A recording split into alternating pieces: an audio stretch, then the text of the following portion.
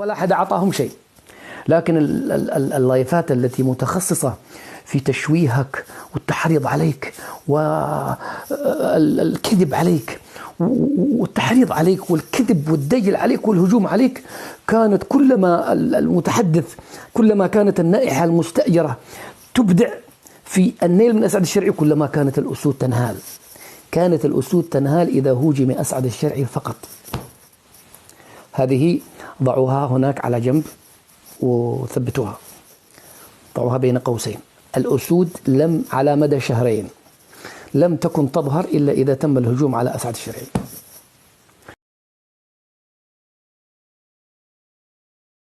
يا صاحبي أقول له في مغاربة بيهاجموا تبون، مغاربة التيك توك، لا تقولوا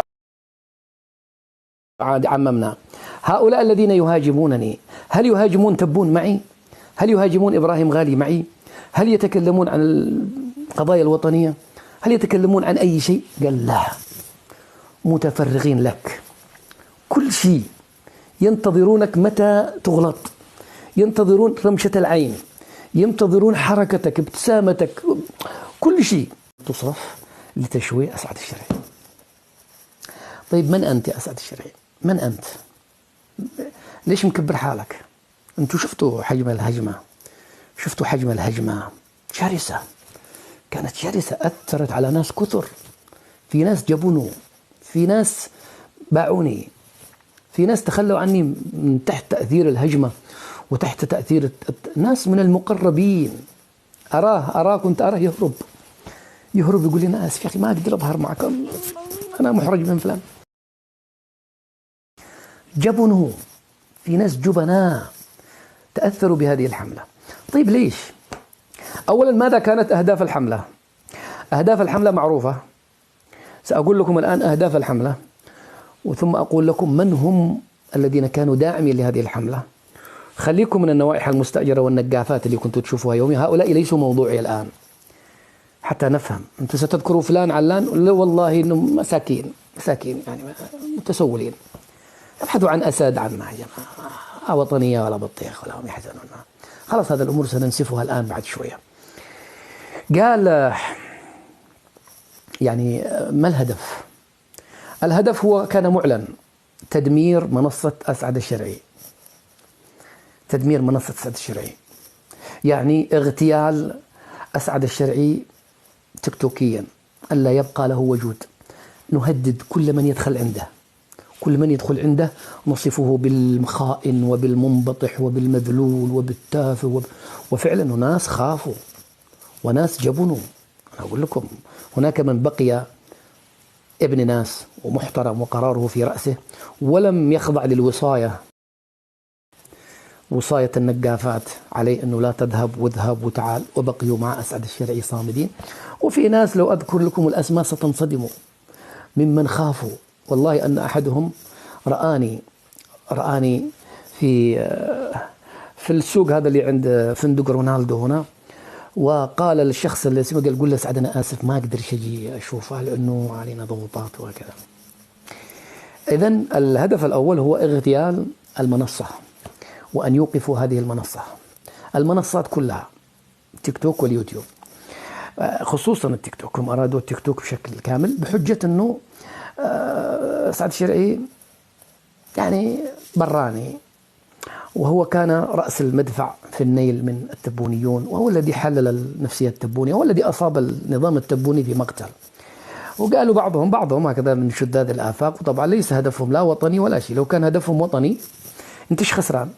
جالك واحد من اليمن يعري لك التبونية، جالك واحد من أقصى المشرق يربي لك التبونين ونخليهم متقزمين، يخليهم يحركوا الدولة كاملة، ويستضيف دكاترة مغاربة ومؤثرين مغاربة داخلين خارجين على القناة، كما اعترفوا هم أنهم قصموا ظهر النظام الجزائري عندي.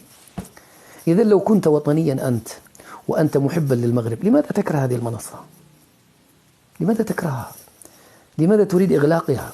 يعني إذا حاول التبونيون إغلاقها عادي لأنها فضحتهم، لكن أنت ليش تحاول تبعدها؟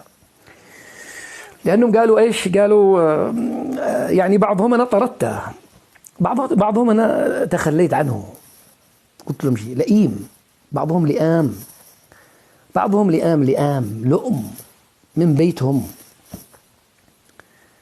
غدار، غدر، منافق، طلعه وصلحه وعلمه وربيه واعطيها الفرصة وخليه يقسم ظهر الجزائر واعمل منه شيء، وفي الأخير يخرج يحاربني، يخرج يحاربني ويقول لك إغلاقة حشومة.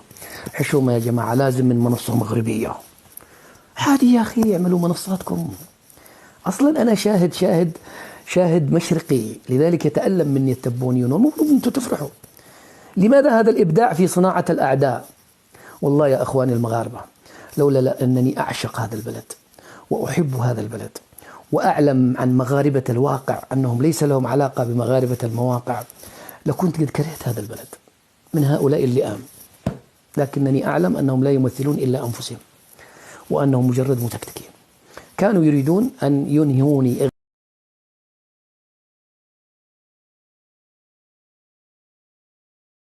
هاجمت السعد الشرعي، قلت لهم من بريطانيا، قلت لهم ستنفقونها ثم تكون عليكم حسرة. أنتم نسيتوا أنكم بتحاربوا المرضي، أنتم ناسين بتحاربوا مرضي الوالدين، والله العظيم أنتم ناسين أنكم بتحاربوا المرضي. وأنتم مساخيط الوالدين، أنتم مساخيط. وإلا كان المفترض تتصالحوا مع أنفسكم وتعرفوا أنه أنا لست عدوا للمغرب، وأنه سلطاتكم محترمة، وأنكم تنتمون إلى دولة محترمة تدار بمؤسسات محترمة. قلت لكم أيضا من بريطانيا، وأنا في بريطانيا، قلت لهم دعوهم سأنسفهم بمجرد أن تطأ رجلي أرض المغرب الشريفة. وفعلا من أول لايف من داخل مراكش بدأوا يترنحون وخرجوا من حالة التوازن إلى حالة انعدام التوازن. ازدادت الهجمة، خرجوا عن طورهم، تحولوا إلى ناس معتوهين، ناس مرضى نفسيين. فشلوا في إسقاط المنصة، فشلوا في منعي من دخول البلاد، فشلوا أيضا في راهنوا بعد ذلك، قالوا أسعد دخل البلاد، أوكي السلطات الرسمية سمحت له، لكن الشعب المغربي سيلفظه وسيحارب في الشوارع وسيهان في الشوارع وسيسب في الأسواق. والله العظيم يا جماعة لم يسبني شخص واحد، بل أن الجميع كان يقول لي امسح فيني بلاوي النقافات ولا امسحهم فينا. أيضا هذا فشل الخيار الشعبي وتحريض الشعب المغربي علي بأنني سبيت، وراحوا للزبالة وطلعوا مقطع وأنا من المقاطع القديمة، واستغلوا اسم الملك واسم السلطات للتحريض علي. لم يسمعهم مغربي. والو دخلت في الأسواق، مشيت، استقبلني الناس أكثر من أي مرة. الذي نجحوا فيه أنهم خوفوا البعض، فالبعض كان يتحرج أنه يظهر معي، كان يقول يا أخي أسعد في ظل هذه الهجمة قد نتعرض يا أخي، نسائنا، أطفالنا. أنتم خوفتم الناس بقلة الأدب، خوفتوا الناس، النقافات هذول خوفتوا الناس بقلة الأدب. كان بعضهم يقول يا أخي هذا بيطلعوا يسبوا أمي وأختي وكذا، خليني بعيد يا أخي أسعد وكذا، وأقول له عادي ولا يهمك، ما في عندي مشكلة والأمور طيبة وما فيش أي حاجة. لاحظوا الفشل، فشلوا في إسقاط المنصة، فشلوا في منعي من دخول البلاد، فشلوا من تحريض المغاربة علي، بل فشلوا حتى من التأثير في الدائرة القريبة من أسعد الشرعي. الدائرة القريبة اتصلوا بهم على شخص. تخيلوا بس شغل النقافات، وأنا راقد، أنا نايم، أنا من الساعة 11 أنا نايم، وهم التليفونات هذه قبل أن آتي ب4 أيام وهم شغالين اتصالات. والله العظيم أقسم لكم بالله أنهم اتصلوا بكل شخص له علاقة بي من الدائرة القريبة من المغاربة، وعلى رأسهم عبد الواحد هذا هددوه. عبد الواحد الرجل الأصيل المحترم الذي قال لهم ليس لكم وصاية علي، هذا أخي وهذا صديقي، وما دام دخل من الباب الواسع من مراكش والسلطات المغربية راضية عنه مرحبا. والله أنه فرغ نفسه رجل مقاول، ومع هذا مشى معي رحلة استغرقت ما يقارب 5000 كيلو. ضربنا عبد الواحد وبقية الإخوة وكثير من الذين كانوا حولي جبنوا قالوا عفوا والله ما نقدرش، علينا حملة وعلينا ضغوطات، هددونا بالقتل، هددوني بأمي، هددوني بأختي، هددوني بكذا. وجبن كثير منهم خاف، افتجع. افتجع وهو يعلم أن النفاق في منافقين في التيك توك. تيك توك هذا أنا لم أرى نفاقا في أي مواقع تواصل مثل التيك توك. النفاق وانعدام الثقة في النفس. أنت كيف تسمح لواحد يفرض الوصاية عليك؟ أنت الذي خفت وجبنت. أنا بالنسبة لي مش بحاجتك. أنا لا أرتبط بأي شخص داخل المغرب أصلا. أنا هذا البلد أرتبط بالتراب، بالهوية، بالجو، بالمؤسسات، بالمطار، بالحكومة. ما أرتبط بشخص. لو تخلى عني كل المغاربة سأبقى أسعد الشرعي، أخذ سيارتي وأسوقنا. لكن الذين جبنوا بعضهم يعرفني تمام المعرفة، أقنعوه أنه أنت إذا مشيت أسعد الشرعي فأنت عدو للوطن وأنت عدو للملكية. شوف يعني شوفوا التهم الذي كانوا يلصقوها بمن يساعدني أو من يستضيفني أو من يمشي معي. أنت عدو الوطن وأنت عدو الملك وأنت عدو الملكية، لأنك إيش؟ استقبلت سعد الشرعي. هذا سننسفها كلها. بس أقول لهؤلاء الذين جبنوا والذين خافوا أنه فلان اتصل به من دولة ما وقال له لو سمحت اسمع، أسعد جاي بعد يومين، أنت بتمشي معه. أسعد جاي بعد يومين، أنت بتضيفه. أسعد جاي بعد يومين، وفر البسطيلة لعيالك، لا تأكل سعد الشرعي. جبنتم، سمحتم لشخص يفرض عليكم الوصاية ويتعامل معك كمرته، كأنك زوجته مو رجال لك كلمتك. الأوامر تطلق على الزوجة والعيال. أنت كيف سمحت لنفسك أن واحد يفرض عليك الوصاية وأن يحدد لك من تستقبل ومن لا تستقبل ومن تقابل ومن لا تقابل؟ كيف سمحت لنفسك أنت؟ جبنتم.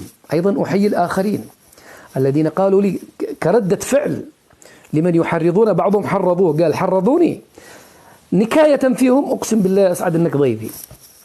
لكنني قلت له هؤلاء الرجال المصائب غربلت لي الناس يا جماعة. أنا أولا أقسم بالله أشكر من قاموا بهذه الحملة. أنا لم أخبركم الآن من الداعم ومن المخطط، أنا الآن قاعد أكلمكم عن النقافات. أشكرهم لأنها بيّنت لي الناس، بيّنت لي معادن الناس، بيّنت لي المغربي المحترم من المغربي الخواف، من المغربي الرعديد، من المغربي الجبان، من المغربي المنافق. بيّنت لي المغربي الأصلي من المغربي المتاجر بتمغربيت والمتاجر بالوطنية. فشلت الحملة. حملتهم على أسعد الشرعي سقطت، أعلنها الآن أنا من داخل مراكش. من داخل مراكش حملتهم على أسعد الشرعي سقطت وبالضربة القاضية، وتم تحطيم كل المتارس التي كانوا يتمترسون بها بما فيها الوطنية والملكية وأنهم يدافعون عن الوطن وتمغربيت والشعب المغربي. كانوا يقولون ماذا؟ عندما كنتم تسألونهم والأسود تنهال عليهم لماذا تحاربون أسعد الشرعي؟ الآن أنا أتكلم عن النقافات، أو دعوني قبل أن أتكلم عن النقافات أقول لكم من الذي كان وراء هذه الحملة. بس الحقيقة أخوة الكرام أن هناك لوبي، أن الحملة هذه ليس لها علاقة بتلك الخلافات التي رأيتم بقذف عرض جوهرة أو فلان. لا لا لا، هذه حاجة تافهة، هذه شغل عيالات، هذه ما ليست في حسباني أنا هذا الموضوع أبدا خالص. مركبوا عليها بس، يعني ركبوا عليها فيما بعد. لكن الموضوع له علاقة بطوفان الأقصى، طوفان الأقصى والتغريدات التي تمت والذي أنزلتها أنا في تويتر ونشاطي منذ بداية طوفان الأقصى. يعني هناك لوبي صهيوني، لوبي صهيوني، وفي ناس نعرفهم بالاسم. إذا لزم الأمر سنكشفهم يوما ما، بل ونرفع عليهم دعاوى. لوبي صهيوني هو الذي كان يدعم بالسخاء. أنني أقسم بالله أنني أعلم الشخص الذي كان يدعم بحسابات تدعم وتعطي الأسود، وأعرفه بالاسم وأين يسكن، وهو الآن يراني، هو الآن يشاهدني، هو الآن يشاهدني ويعرف نفسه.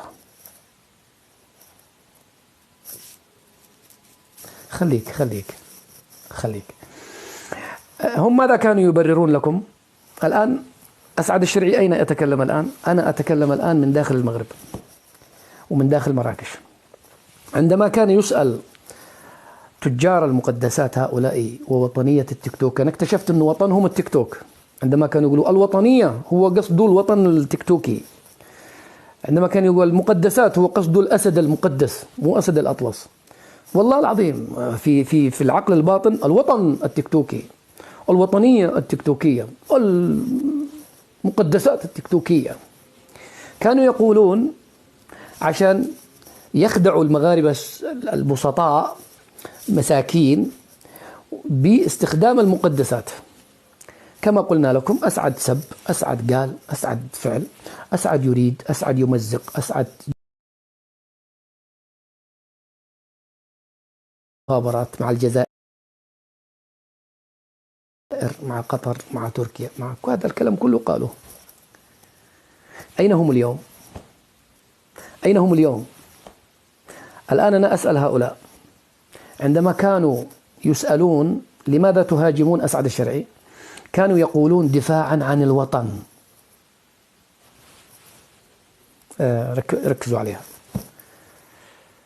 أسعد الشرعي لماذا تهاجمون؟ لماذا هذه الحملة؟ قال لك دفاعا عن تمغربيت.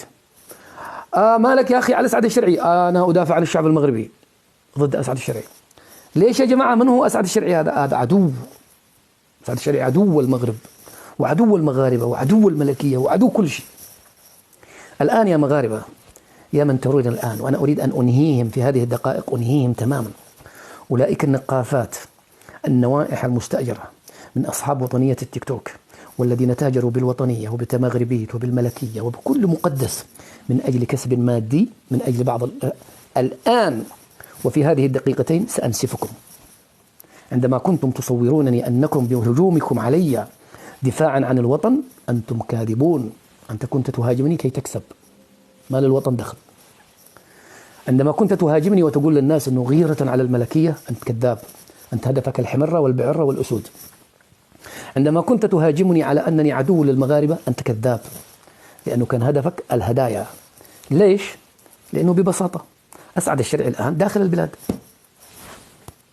مراكش، أنا الآن في مراكش الحمراء.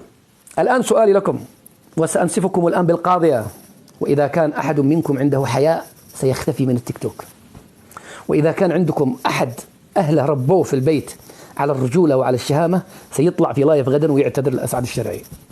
إذا كنت متربي، وإذا كنت ابن ناس من النقافات الذين هاجموني على أنني عدو للمغرب، وعلى أن هجومهم علي كان دفاعا عن المغرب، إذا كنت شجاع بعد هذه الدقائق الذي سأقولها كالآن، تطلع بكرة تجي تبوسني على راسي هنا وسأسامحك. والله سأسامحك، لأنه حالتك تعبانة. بس سأنهي مسألة أنك تتمترس خلف الوطنية وخلف الملكية وخلف المقدسات. هذه سأنهيها الآن، سأنهيها الآن. أنا صبرت عليكم.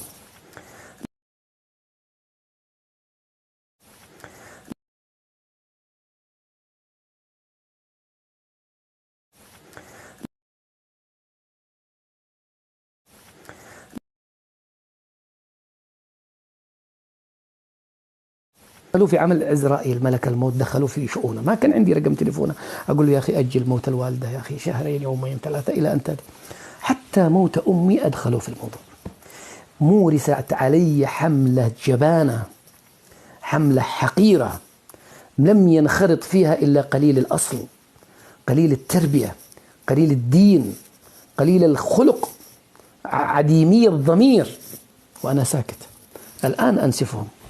الآن يا من صورتم للمغاربة في التيك توك على أن هجومكم على أسعد الشرعي كان دفاعا عن الوطن ودفاعا عن تمغربيت، دفاعا عن الأمازيغ، الذي صوروا للناس أنني عدو الأمازيغ وعدو المغرب وعدو الملكية وعدو كل شيء. أنا الآن داخل المغرب. سؤالي لمن كان له عقل، أيهما أكثر حرصا على مصلحة الوطن؟ أولئك النقافات الذين هاجموا أسعد الشرعي النوائح المستأجرة، أم السلطات الرسمية في البلاد؟ يلا ردوا، طلعوا من جحوركم، اطلعوا. أنا عارف أن الدرس قاسي، الدرس موجع، الدرس مؤلم. هل أنتم عندكم خبرة عمن هو عدو للبلاد ومن هو صديق للبلاد أكثر من سلطات المطار؟ هل أنتم عندكم إلمام ومعلومات عن أن أسعد الشرعي عدو للمغرب بينما مخابراتكم لا تدري؟ هل أنتم عندكم غيرة على الوطن والوطنية أكثر من الدرك الملكي والشرطة والقوات المساعدة؟ ها أنا في المغرب، هل قبض علي أحد؟ هل استجوبني أحد؟ هل طردني أحد من المطار؟ هل قال لي أحد من المطار؟ لا بالعكس. سي اليمني مرحبا في المطار، والله لا أقف في الطابور، لا أقف في الطابور في المطار، والله لا أقف في الطابور في المطار. شوفوني هناك يجيبوني على جنب ويختم لي مرحبا. في مداخل المدن سرعي مرحبا مرحبا فريق السلامة. أنت أيها المتكتك يا من تبحث عن الكسب، يا من تبحث عن الأسود باسم الوطنية وباسم الملكية، هل أنت أكثر حرصا على سلطات البلاد من أمن البلاد؟ هل أنت اكتشفت أنني عدو للمغرب وهم لم يكتشفوا؟ عندما صورتني عدو للمغاربة هل صدقك أحد في الشارع؟ هل رأيتني وأنا أتجول في العيون وفي الداخلة وفي بوجدور؟ هل رأيت القبائل الصحراوية وهي تعرض علينا ونتغدى معهم ونمشي معهم ونحتفل معهم كل شيء؟ هل رأيتني وأنا مع كبارات رجال الدولة في مدينة العيون داخل في نفس الصالة ونحن نحتفل معهم؟ هل رأيتني؟ هل أحد منعني؟ هل أحد قال لي شيء؟ إذن وعلى المغاربة الأحرار أن يحاربوا هؤلاء تجار المقدسات، يتمترسون خلف المغرب. عنده مشكلة شخصية معي، المغرب الملك الملكية، وهو يعلم أنني لا عندي مشكلة لا مع الملك ولا مع المغرب ولا مع الشعب، لكنه استخدام بئيس للبلد واسم البلد يا أخوان شوهوا اسم المغرب أقسم لكم بالله شكل محزن جدا. أنهم كانوا يقولوا للناس اطردوه لا تضيفوه، قولوا له كذا، قولوا سبوه لعنوه كذا. لماذا تصور الشعب المغربي على أنه شعب همجي مثلك؟ لا. إذن التمترس خلف الوطنية لكسب الأسود نسف. انتهى يا مغاربة. سجلوا أنا قلت لكم انشروا كل شيء، انشروا كل حاجة ولا تخلوا شيء. أنا بطلعكم اللي طالع. صافي. المتاجرة باسم الملكية من أجل الكسب، من أجل المال، من أجل اللايفات، هذه أعتقد أن اليوم هي الفاصلة بعد سقوط تلك الحملة البائسة الفاشلة. أنا في المغرب، هل يجرؤ أحد هؤلاء أن يأتي الآن وأقف أنا وهو أمام القاضي المغربي؟ أنا أحترم المغرب، والله أن هؤلاء النوائح المستأجرة لا يحترمون بلدهم ولا يقدرون بلدهم ولا يعرفوا قيمة بلدهم، متاجرة فقط. أنا داخل المغرب في كل ثقة في عدل الملك والسلطات والمخابرات، أسول وأجول ما عنديش مشكلة حتى لو يعدموني بكرة. تعالوا اشتكوا بي تعالوا عند القاضي المغربي إنكم لما تشوف الأسد يرتاح قلبك. كان تحققت الوطنية التكتوكية، تحققت الوطنية التكتوكية بما يكفي. وصل بهم الهذيان الإفلاس، كفى المرء نبلا أن تعد معايبة. كانوا ينتظرون يا أخوان، ينتظرون كل أي حاجة يعملها علشان يعملوا مادة من أسعد الشرعي، لدرجة أنه منذ أن ماتت الوالدة إلى اليوم وأنا ساكت ما عاد لقيوش مادة، ما لقيوش خالص. تخيلوا أنه لايف كامل عشان خاتمي، هذا خاتم سليمان الذي ممكن ينقل العرش من عملوا عليه لايف. ليش أسعد الشرعي نقل خاتم سليمان من الشمال إلى اليمين؟ وعندما تسألها عن الله لايف كامل عن الخاتم حقي، خاتم سليمان هناك. هذه إشارة، أسعد يعطي إشارة لجهة ما. أسعد هنا يرسل رسالة خطيرة بنقله الخاتم من الشمال إلى اليمين. هو يرسل إشارات، يرسل حاجات، يرسل كذا. لايف أنني نقلت الخاتم من الشمال لليمين. وعندما تسأل لماذا هذا اللايف قال دفاعا عن الوطن. خرب بيتك. ما دخل الوطن في خاتمي يا أخي، ما دخل الوطن في خاتمي يا أخي.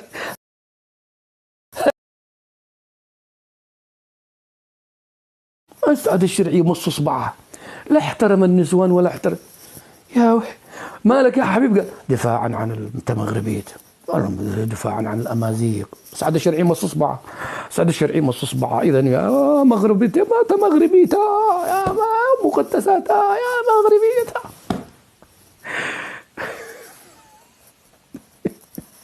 لا حول ولا قوة إلا بالله. حاول يا جماعة أنه ما أضحك لأنها مأساة، هي مأساة حقيقية، مأساة حقيقية والله العظيم. عملوا لايف أنني شديت القرعة من عبد الواحد كذا بطريقة يعتبرونها انظروا لا يحترم المغربي، الذل عند عبد الواحد. الله أسعد الشرعي، احنا ندافع عن المغاربة.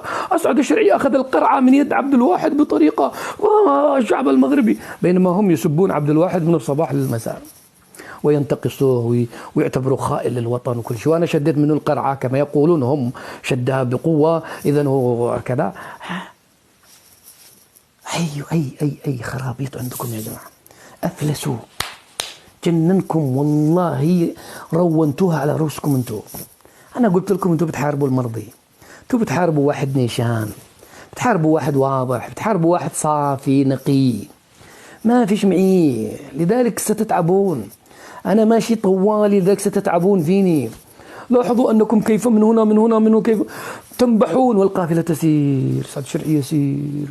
يا سلطات البوجدور اقبضوا على أسعد، يا أهل الداخلة سبوا على أسعد، يا عيبة سبوا، والقافلة تسير. وأنا والمغاربة سمنا على عسل، ما عندناش أي مشكلة. لما فشلت الحملة وأيقنوا أن الحملة قد فشلت بما لا يدع مجال للشك، وسقطت كل المتارس الذين كانوا يتمترسون خلفها. الآن أتحدى أي واحد من هؤلاء التجار المقدسات أو من هؤلاء الذين النوائح المستأجرة أن يأتي ويقول أنا هاجمت سعد الشرعي دفاعا عن الوطن، أو أنا هاجمت سعد الشرعي دفاعا عن المغرب، أو أنا هاجمت سعد الشرعي دفاعا عن أنه يفعلوا أنه أسعد الشرعي جاسوس. تخيلوا سعد الشرعي جاسوس ودخلنا المطار وراح ويجي ويسلموا عليه ويحترموا ويسهلوا له. رحت القرقارات بدون ترتيب بدون تنسيق بدون كل شيء. أول ما شوفوا السيل اليمني مرحبا ودخلوني، ختموا لي في الجوز ودخلت. بينما ردوا كثير من الصحفيين الأوروبيين يردوهم من داخل مطار مراكش يقول لك أنت عدو للمغرب. أنا ما حد ردني، لذلك لا يستطيعون. بعد هذه انتهى الموضوع. آخر حاجة أقولها أنهم في ناس ركبوا الموجة وركبوا الحملة، فلما رأوا أن الداعم بعد أن أنا وصلت المغرب وطفت المغرب وذهبت إلى القرقارات وذهبت إلى السمارة والتقيت بالناس ودخلت وسط الأسواق واحتكيت بالمغاربة وشاركتهم الفرحة رغم حزن أمي، أقسم لك بالله حتى هذه القيمة أحرموني منها. والله يا أخواني، وهذه أقولها لكم صراحة ما حد كان داري. خبر الوالدة جاءني قبل 3 ساعات فقط من الذهاب إلى صالة المؤتمرات عشان نشارك في حفل نستمع لخطاب الملك محمد السادس. قبل 3 ساعات جاءني خبر أمي، فبقيت في حيرة. فعلا كنت في حالة سيئة جدا من تحت تأثير الصدمة. قلت الذي حولي، قلت خلاص انتوا روحوا يا جماعة وأنا بقعد لي في الفندق. بعدين حسبتها، ليش أقعد في الفندق؟ الفندق سيقتلوني الهم. إذا نذهب مع الناس ولو على وجع، ولو أنني موجوع، ولو أنه في القلب وجع وفي القلب ألم، أروح أشارك مع الناس. ولو أنه اتضح من وجهي، كل الناس الذي رأوا وجهي كان واضح، حزين تعبان مرهق. ومع هذا ذهبت وشاركت إخواني المغاربة ذكرى المسيرة الخضراء بعد وأمي ميتة قبل 3 ساعات. شاركتهم الفرحة رغم الألم والوجع في قلبي. هناك من المغاربة الغالبية العظمى قدروا هذا الأمر، قدروه تقدير عالي، بينما بعضهم استثمره استثمار جبان حقير. عندما خرجت بعد الحفل لقيت طفل صغير أذهلني بكلامه الجميل، طفل من سكان العيون صحراوي مغربي، ضحكني وأنا على الألم، كنت أضحك من وراء قلبي. واحد ماتت أمه قبل 3 ساعات يا جماعة، وشاركت المغاربة وشاركت كل شيء، وكان بعضهم كذا يضحكني أثناء اللايف، فجاءوا قالوا أسألكم بالله هذا شكل واحد ماتت أمه يضحك وأمه ميتة. عادي يا أخي، جاملت الناس، ذهبت احتفلت مع الناس، جاملت أن ماذا تريدني أذهب يعني حتى أمي يا جماعة ما الداعمين، دعوكم من هؤلاء من النوائح المستأجرة الذي كانوا يسبوني باسم الوطنية وباسم هذولا، خلوهم على جنب الآن. الداعم الذي كان يدعم ويضخ الأسود، لما رأى إنه أسعد جاء ودخل وراح ومشى وأكل الطعام ومشى في الأسواق ودخل بين الناس ورحبوا به والقرقارات والسمارة والعالم، ودخل وسط العالم والمغاربة كلهم معه، وقف الدعم ولا ضرب أسد ولا عزاد جاء أسد على طول. أول ما انتهت الأسود تفكك ذلك الحلف الذي كانوا كلهم مجتمعين على قلة الخير، على تخوينه وعلى اغتيالي تيكتوكيا وعلى تشويهي وعلى التحريض علي. ما تركوا وسيلة، تفككوا، كل واحد راح في مكانها، كل واحد الآن بدأ. فبعضهم يريد يرجع لبيت الطاعة عبر ماذا؟ عبر المصالحة. ركزوا على هذا الكلام، وأنا قلتها لكم في مقطع قبل قليل. جلسوا يلاحقوني من أقادير، أخ سعد تعال نصلح بينك أنت وزيد، أنت وعمر، وهرب. للأمانة أنا أقولها الآن، أنا هربت منك. أنت يا من كنت تبحث عن المصالحة، عندما لحقتني إلى أقادير أنا هربت. لحقوني للعيون، وعبر أناس آخرين قدوا مرتبين أنه أسعد الشرعي أول ما يصل العيون نصلح بينه وبين زعطان وبين فلتان. طبعا هنا هو ليس حبا في الصلح وليس حبا في المصالحة، هم يريدوا لأنه ما عاد فيش حملة، والحملة انتهت والحملة فشلت. في واحد بعضهم ركب على هذه الحملة وخرج من المولد بلا حمص، الآن يريدوا يرجعوا بيت الطاعة عندي باسم المصالحة، باسم المصالحة. وأنا أقول لهم يا جماعة أنا ما عندي مشكلة مع مغربي، مع بين من تصالحوا، ما عندي أنا حكاية المصالحة، حكاية الحب في المصالحة هذه. والله لحقوني إلى أقادير، وتجاهلتهم وسافرت، وكانوا ينتظرون إلى أن آتي إلى العيون، لكنني كنت أستخدم مسألة التمويه، ما كنت أخبر أحد أين أنا. أقول لهم لن أذهب إلى القرقارات تشوفوني في القرقارات، أقول لهم أنا ذاهب إلى العيون يلاقوني في داخله. توهتهم، ما عرفوا. كانوا قدوا مجهزين مجموعة، جاءوا ركبوهم بالطائرات وجابوهم إلى العيون، إنه لما يأتي أسعد امسكوه وجلسوا معه وصالحوا بينه وبين زيد أو عمرو، ليس حبا في الصلح وإنما إنقاذ طرف ما عشان يرجعوا بيت الطاعة. فشلوا في العيون، لأنه أنا قعدت ماطلهم إلى أن ذهبوا قبل ذكر المسيرة بيومين. مغاربة متكتكين مغاربة جاءوا يحتفلوا بذكرى المسيرة، فجاءوا قبل الذكرى ب3 أيام، وقبل يعني قبل يوم الذكرى الذي هو 6 نوفمبر رحلوا. أنا جيت، فشلت موضوع أنهم يعملوا مصالحة في العيون، فلحقوني إلى هنا إلى مراكش، وجاءوا عبر شخص محترم أنتم تعرفونه، لا أريد أن أذكر اسمه، يعلمون أنني أحبه كثيرا وأجله وأقدره تقدير عالي.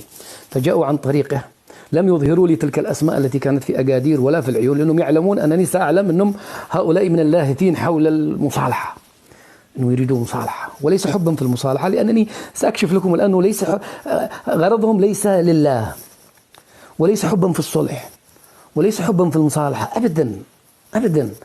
هم يريدون إنقاذ أحد المتورطين الذي أصبح مهووسا مرتبكا مرتعدا متخبطا، وأنا حزين عليه حقيقة. حاولت أني أنقذه أساعده، ما مسكين، ما أخذته العزة بالإثم.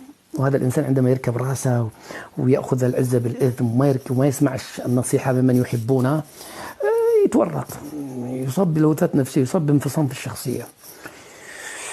جاءوا بشخص يتصل بي وأنا في الرباط، جاي من الرباط على مراكش، يقول لي أخ سعد أنا أريد أشرب معك قهوة. وين أنت يا أخي؟ لا الحبيب قلبي فلان، تعرفوا أنتوا تعرفوا بس ما أريد ذكر اسمه، لا حبيب القلب. وجاء ولم يذكروا لي بالآخرين الذين لاحقوني في أقادير وفي العيون. وصلت، قال إحنا في فندق رونالدو. يلا رونالدو ولا ميسي، مو مشكلة. رحنا جلسنا، ألاقي في الأخير أكتشف أنه ذلك الأخ الذي باحث عن المصالحة في أقادير وفي العيون هو نفسه موجود في مراكش للبحث عن مصالحة. وألح علي إلحاح وأنا هنا سأعاتبه أمام الكل دون ذكر اسمه. أنا وعدت أن المجالس بالأمانة لن أذكر اسمه، لكنه تعدى علي بطريقة غير مباشرة. عندما يأتي لي يقول لي اعتذر لفلان، أنا فلان هذا صار له يسبني شهرين وهو يسبني، وفي الأخير يجي هذا الوسيط المحترم الذي نواياه سليمة جدا وباغي الأجر من رب العالمين يقول لي أخ أسعد أرجوك، يعني عمل كل شيء، ترجاني أنه أطلع دقيقتين كذا، طيب نفس فلان يعني فلان قد الجماعة تركوا هؤلاء أصحاب الأسود والنمورة، قد الحين كذا حالته حالة، عمل له كذا ماء الوجه عشان يرجع بيت الطاعة. فأنا أخي صديقي الذي استخدموه كي يستدرجني إلى مراكش إلى هذه الجلسة سحبته، قلت له فلان أنت ما فاهم والو، هو مسكين جاي بنية الصلح وله داري بشيء. فسحبته قلت خرج منها، هم يريدوا يحرجوني بك لأني لن أستطيع أن أقول لك لا، لكن أرجوك خرج منها. خرجته منها وقلت لهم حينها، قلت أنتم طالبين الصلح، يعني أنتم غرضكم فعلا أنه الصلح خير والمصالحة والتسامح والمحبة بين الناس؟ قالوا إيه والله. قلت والله يا أخي ابحثوا عن الخلافات مغاربة التيك توك، ليش مركزين على الصلح بيني وبين من سبوني أنا أسعد الشريف؟ أنا عادي، انسوني يا أخي، أنا مو مهم، أنا يمني اختلف مع مغربي، وش قضيتك أنت؟ الأدهى والأمر أنه مغربي يختلف مع مغربي، أليس الأولى بك أنت يا باحث عن الصلح؟ هو لا يريد الصلح ويريد إنقاذ شخص ما بطريقة للأسف كانت فيها نوع من العنجهية. شخص صار يسب لي شهرين ويقول لي أنا أسعد شوية، أنت الذكي وأنت العبقري وأنت الحكيم والإيمان يماني والحكمة يمانية، أعطيه كلمتين كذا يعني في التيك توك كذا عشان ما الوجه هذا. قلت له هو الذي يسبني، أنت المفترض لو عندك دم تروح تقول له هو يعتذر لي، لا أنا المطلوب مني أعتذر، وأنا الذي أسب منذ شهرين. يقول لي سؤال. حسمت لهم الموضوع. طبعا هذولا ما جاءوا يبحثوا عن المصالحة والحملة قائمة. أين هم والحملة قائمة؟ عندما كانت الحملة والسب واللعن كل يوم لايفات على أسعد الشرعي، لايفات على أسعد الشرعي، لم يأتي أحد منهم ليقول مصالحة.